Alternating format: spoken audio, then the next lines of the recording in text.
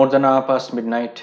It's a lovely weather here. The Indian flag is enjoying a gentle breeze. And Joburg 2023 BRICS Summit talks of de-dollarization, a new currency in the market. It's interesting. Let's get started.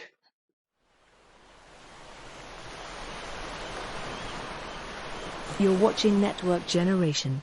NetGen.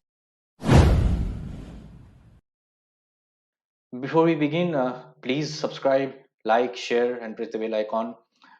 We will come up with very interesting and well-informed videos. It's not a joke. NetGen is managed by academics, so get lectured by academics instead of imposters. We also have a website. You can write in that website. You can contribute, or please visit the website and read those articles that we get published. We will leave our email in the description and the link to our website also in the description, so that you can feel free to reach out to us.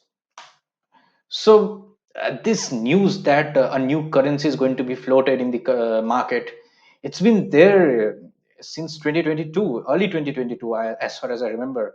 And this was to come true. This is not a surprise, and it's coming true in Joburg. Uh, we have to know about it. It's very interesting. It's going to have huge geopolitical ramifications. Before understanding the currency part, we should know that BRICS was founded as a bloc in 2001, and then South Africa joins in 2010. It becomes BRICS then. So B for Brazil, R for Russia, I for India, C for China, and S for South Africa. This term BRIC or BRIC was first introduced in the market by Jim O'Neill. He is an economist and he wrote a paper, Building Better Global Economic BRICS, in Goldman Sachs, and that was back in 2001.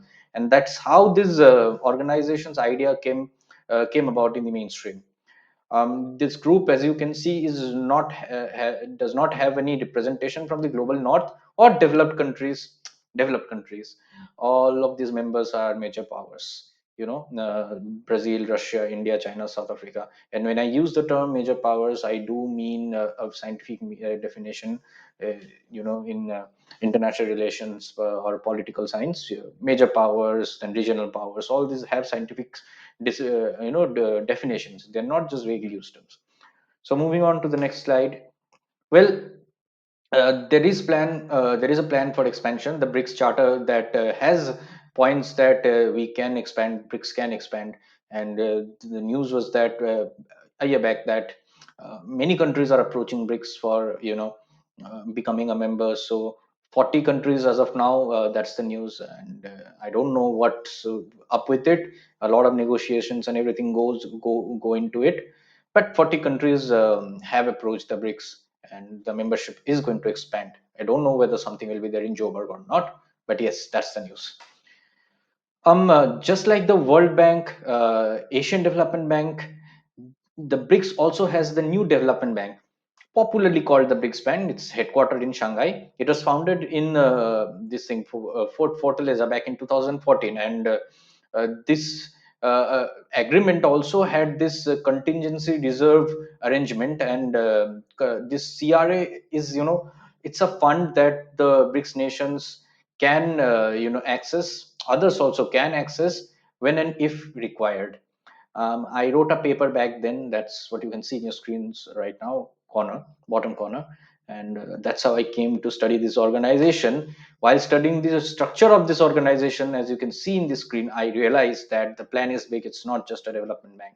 They are going to compete in the near future or in the medium term with the World Bank and the IMF. And that's what is happening. If the new currency is coming into the market, it's expanding, then yes, there is going to be a parallel option for the world economy. Well, this news of de-dollarization, as I have mentioned earlier, has been there in the market, but in Joburg, this has been in mainstream media. It means that the government has definitely pumped in some information, and that's why we are discussing it. It's going to be gold backed. That is, it's going to be pegged with the gold. And I can go back to a year back, a year back in May probably, and that's when this India starts importing from UAE gold. I mean, and 140 metric tons of gold from the UAE under the SEPA, rate. that is the comprehensive economic partnership arrangement. And below that, just you can see that there is a steady rise in the number of amount of gold reserves that the BRICS countries are having. It's not visible in this graph to that extent, but yes, there is a steady rise. And yes, that means that they are slowly discussing the nitty-gritties of the process. So after knowing all this, we're coming back to our question: is BRICS fighting the dollar? Well, to understand that, we have to understand what exactly is the dollar and why it is the who's who of the world economy. The World War was about to end, 1944. The probable victors, they sit down in Bretton Woods, and they come to an agreement. And this is how the World Bank and the International Monetary Funds are founded. Very unequal systems. The ones who then had the money are still exercising the majority of rights and a total control over these institutions. World Bank meant to develop Europe and then other parts of the world. IMF kind of maintaining a liberal system and providing balance of payment assistance to countries whoever is in some problem. Pakistan, it's very popular. These two gentlemen, Harry Dexter White and John Maynard Keynes, they were very, very active, and these were the economists who led to the birth of the Bretton Woods system.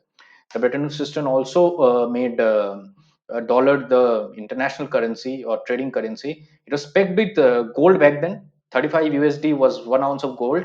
But then 1971 Bretton Woods system fails. Nixon, they had taken a lot of risks in wars, and the gold reserves for the US was coming down. And if dollar would remain pegged with gold, then US would lose control over its own dollar slowly. So they decided to disconnect the dollar and the gold, and that's how dollar became currency, not money anymore. So money and currency are not similar, same things. They interchangeably used words, but money is basically a numerical value that is attached to goods and services, whereas currency, it's a government tender promise with which you can access goods and services. So that's why the government can stop a note, currency note, or bring a new one. But money is something different. To the answer that I'm coming to is that yes, BRICS is competing with the USD. It's not fighting. It's not going to come up with a plan or a method that they will wipe out the dollar or whatever it is. It's not that. They're just providing an option. True liberal market, you should have options. So it is coming up with options. This thing will eventually lead to a slow change of status quo in the global geopolitical scenario, and this is going to come about in a decade or so, and it's going to change whatever you are seeing as normal.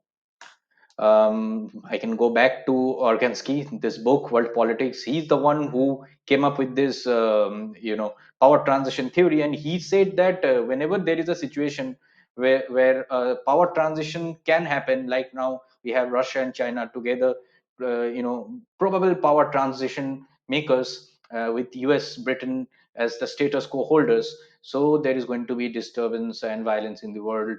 It's not going to be easy. Nobody gives their place easy, and nobody wants to be submissive to some other one. So yes, and there are geopolitical and demographic realities as well. Changes happen.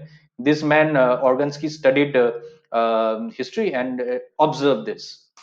um, this diagram, pause it and see it. So if you have noticed properly, these are the gray countries that have that are dissatisfied right now and would like a power transition to happen. The US, the EU, they are the ones who are willing to continue with the status quo because it suits them. The red ones are added by me because this diagram is quite old. So yes, that's what you're seeing right now. And this is the last bit of theory I'm going to throw to you.